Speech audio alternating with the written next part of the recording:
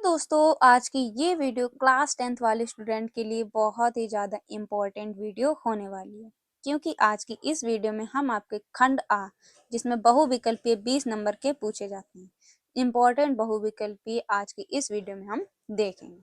तो चलिए बिना देरी करे वीडियो को स्टार्ट करते हैं। वीडियो को पहली बार देख रहे हैं तो चैनल को सब्सक्राइब करके नोटिफिकेशन बेल को ऑन कर लीजिए।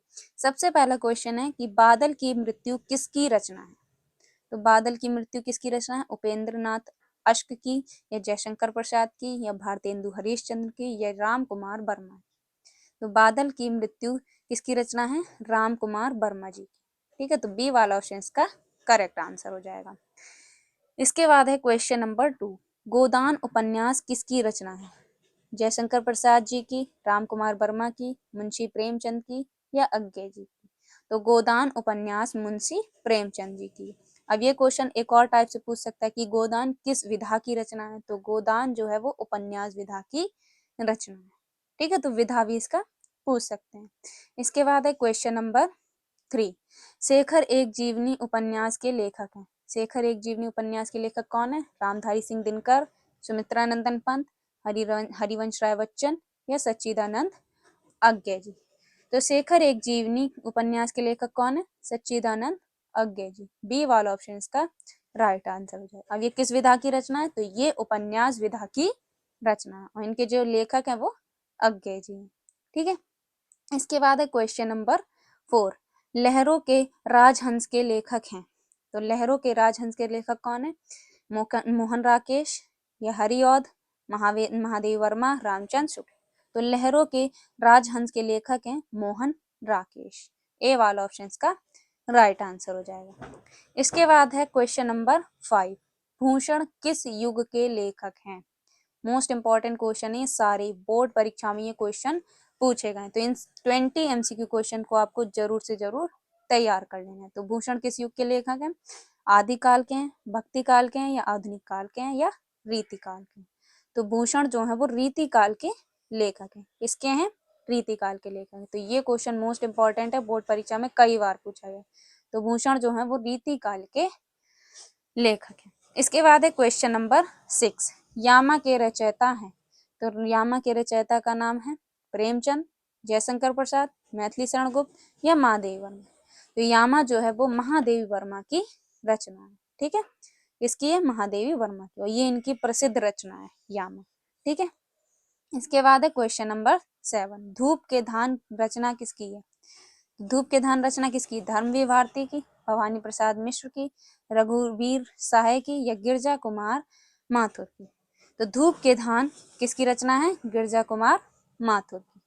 ठीक है, इसके बाद है क्वेश्चन नंबर 8, तार सप्तक के कवियों को अज्ञे ने क्या कहकर संबोधित किया? तो तार सप्तक के कवियों को अज्ञे जी ने राहों के अन्वेषी कहकर संबोधित किया। किससे किया? राहों के अन्वेषी कहकर संबोधित किया।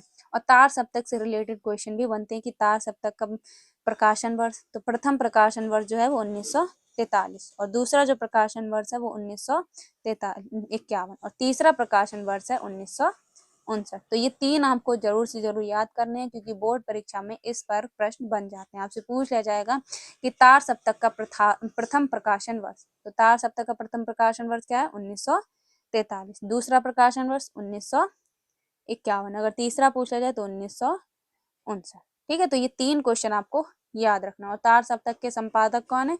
अज्ञे जी। ठीक, तो ये क्वेश्चन आपको याद रखने हैं।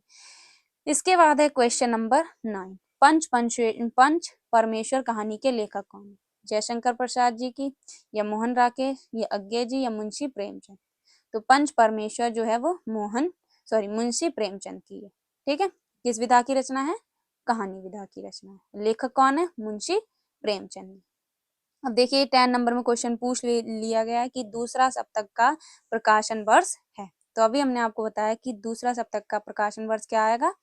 1951। ठीक है, 1951 जो है वो दूसरा प्रकाशन वर्ष है। और इस पर क्वेश्चन 101% एक ना एक क्वेश्चन आपके एमसीक्यू में पूछ लिया जाएगा। या तो पहला प्रकाशन वर्ष पूछ लेगा, या तो दूसरा पूछ लेगा, या तो तीसरा पूछ लेगा।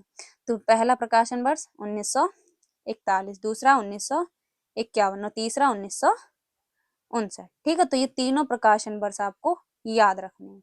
और इनके तार सप्तक के संपादक कौन है? अज्ञे। ठीक है। इसके बाद है क्वेश्चन नंबर 11, करुण रस का स्थायी भाव है। तो करुण रस का स्थायी भाव क्या होगा? शोक होगा। ठीक है, करुण रस का स्थायी भाव शोक है। इसके बाद है क्वेश्चन नंबर 12, रोला छंद किस प्रकार का छंद है? तो रोला छंद सम प्रकार का छंद है। ठीक है, सम है। ठीक है, इसके बाद क्वेश्चन नंबर 13, अध्यक्ष में प्रयुक्त उपसर्ग।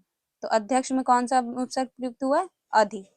ठीक है, इसके बाद है क्वेश्चन नंबर 14, खीर शब्द का तत्सम रूप है। तो खीर शब्द का तत्सम रूप क्या है? क्षीर।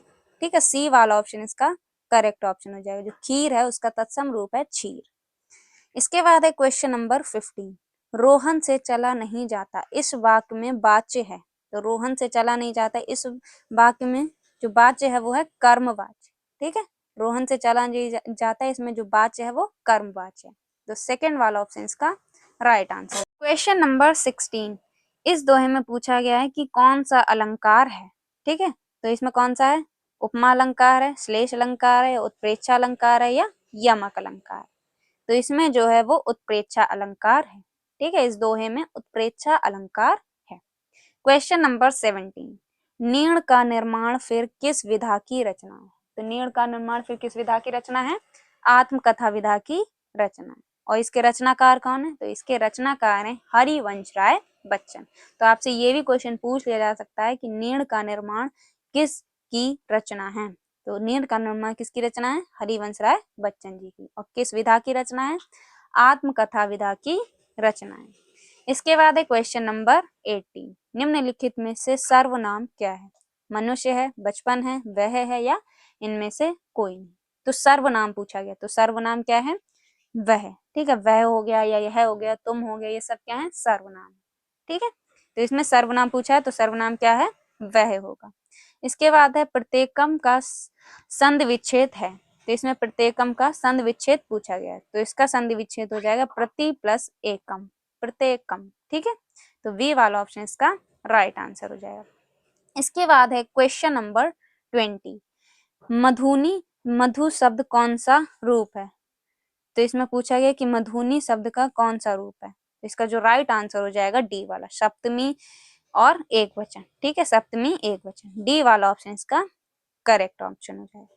तो ये थे क्लास 10th हिंदी के मोस्ट इंपॉर्टेंट एमसीक्यू क्वेश्चन जो कि बोर्ड एग्जाम 2026 के लिए इम्पोर्टेंट है। ठीक है, तो ये एमसीक्यूज बहुत ही ज्यादा इंपॉर्टेंट है बोर्ड परीक्षा के लिए। इन सभी एमसीक्यूज को आपको तैयार कर लेना है। अगर चैनल पर नया हो तो चैनल को सब्सक्राइब कर लीजिए। अगर आपको किसी भी टॉपिक पर वीडियो चाहिए तो कमेंट बॉक्स में बता दीजिए। बाकी हिंदी की प्लेलिस्ट आपको लिंक डिस्क्रिप्शन बॉक्स में मिल जाएगी, जिसमें हमने काफी इंपॉर्टेंट क्वेश्चन को करवा दिया। तो जाकर वो प्लेलिस्ट जरूर से जरूर देख लीजिए। मिलते हैं आपसे एक और नेक्स्ट वीडियो में, तब तक के लिए जय हिंद, जय भारत।